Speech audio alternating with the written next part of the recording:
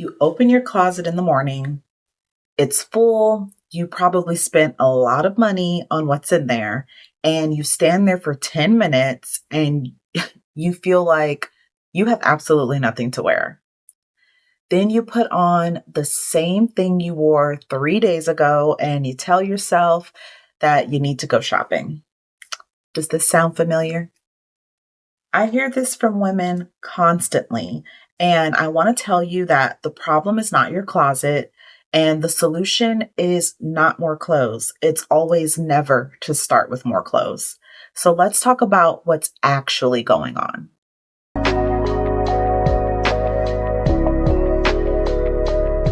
Hey, I'm Mynka. I'm a personal stylist. If you're new here, welcome. This channel is about style, closets, identity, and building a wardrobe that actually works for you in real life. So let's get into it. First, I want to say if this is you, you are not alone and you are not being dramatic. This is one of the most common things I see. Women with full wardrobes, some of them really beautiful wardrobes, who feel completely stuck every single morning. And the frustrating part is that from the outside, it makes no sense. You have the clothes, you have a lot of them. So why does it feel like you don't? It literally drives you crazy. And really, because the problem was never about the quantity, it was never about having enough. It's about something else entirely. So here's what I've come to understand after years of doing this work.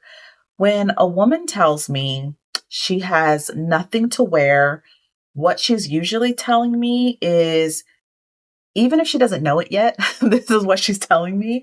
It's one of a few things. She either has clothes, but they don't reflect who she is right now in the moment where her life is. They belong to an older version of herself, a different job, a different life, a different body, a different era. The clothes are fine. They just aren't hers anymore. And she hasn't caught up to that realization. Or she has clothes she loves individually, but she has no idea how to put them together. She can appreciate each piece, but the outfits never come together. And third, there's another or her closet is so overwhelming, so full of things that she has held on to out of guilt, obligation, or maybe someday I'll fit it, someday I'll put it on, that she can't even see what she actually has in her closet because she's so overwhelmed. And does any of that sound familiar? Any of these options? So the first reason that we talked about, that's the identity gap. So let's start with the first one because I think the first one is the most important and it's the least talked about. So your wardrobe is a snapshot of who you were when you bought things. And most of us don't buy clothes with intention.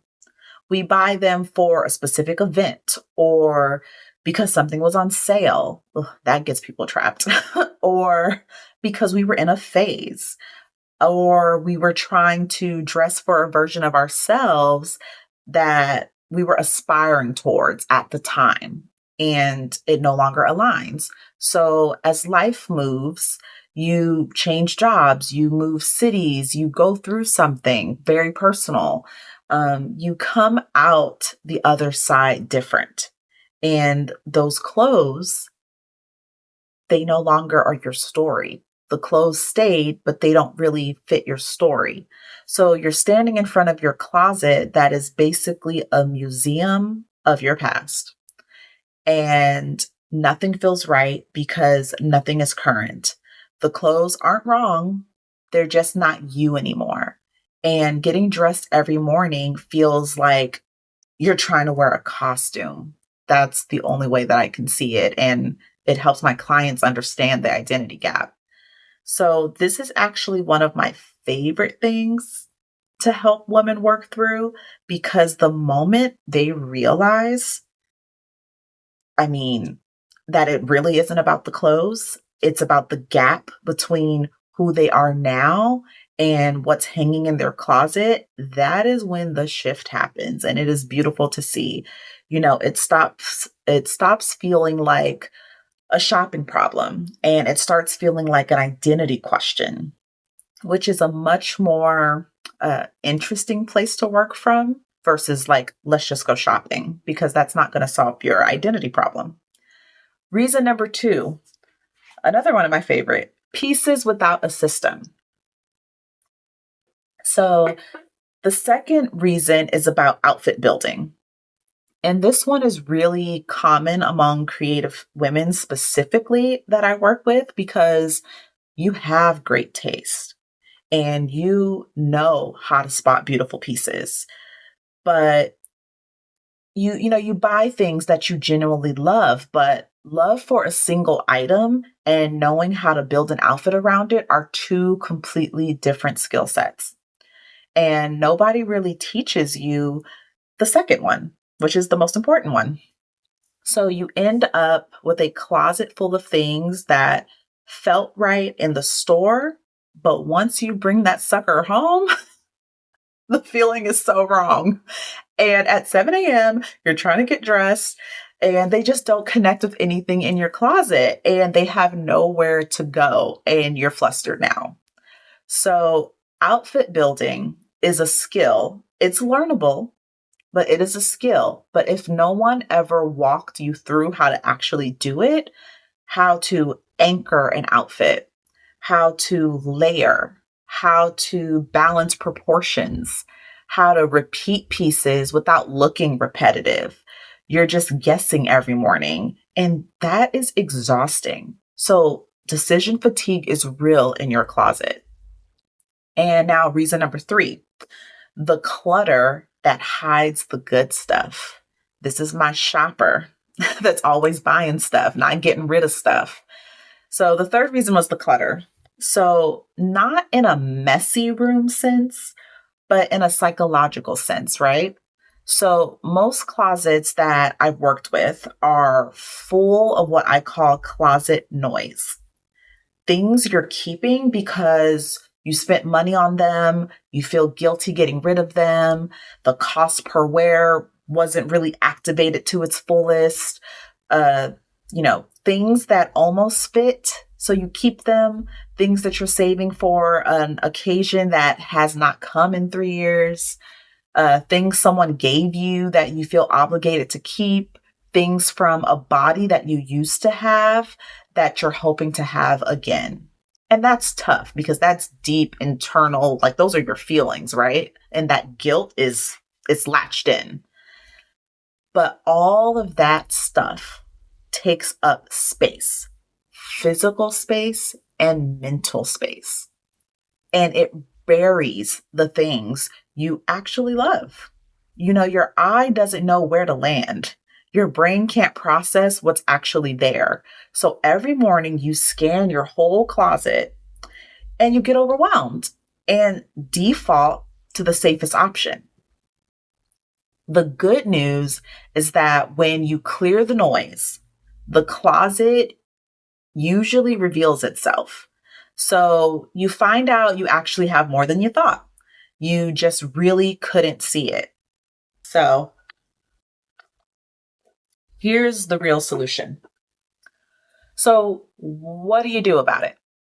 So, the answer that most people jump to, like I mentioned at the beginning, is shopping. And I get it. Doing something, shopping, it feels productive. It feels like I'm going to do this. I'm going to fix whatever the problem is. But shopping before you've dealt with any of this just adds more closet noise. You're buying more things that don't connect to what you already have, feel great for a week, and then you end up back in the same place. You get that dopamine hit, but you're back in the same place. So the actual fix starts with getting clear on who you are right now, not who you were 2 years ago, not who you want to be in theory, who you actually are, what your actual life looks like, what you actually need to feel like yourself when you get dressed. And then from there, you edit. You remove the things that are creating the noise, not to be ruthless, but to be honest. You have to be honest with yourself, to let go of the past versions and make space for the current one. It is okay. It will be okay. Then you learn how to work with what's left. So, how to build outfits instead of just grabbing pieces, how to create a wardrobe that has logic to it. So, getting dressed, it starts to feel like a starting point instead of a blank page every single morning. And now we're freaking out and panicking. The last part, building outfits with intention, is something that I've developed a whole method around. So I call it the 10-minute outfit flow. It's a 4-step process that I use with my clients to take the decision fatigue out of getting dressed without having to sacrifice your style and what we're working towards. So I'm going to do a full dedicated video on it soon because it deserves its own space. And, but I wanted to name it here because it's the thing that ties all of this together once the closet work is done. If this helpful, subscribe. I post new videos regularly, and this is exactly the kind of thing I talk about. And if you're curious about working together one-on-one, my styling services are linked below. You can visit my website at ostylishmynka.com. Everything I do is virtual, so it doesn't matter where you are. I'm Mynka. I'll see you in the next one.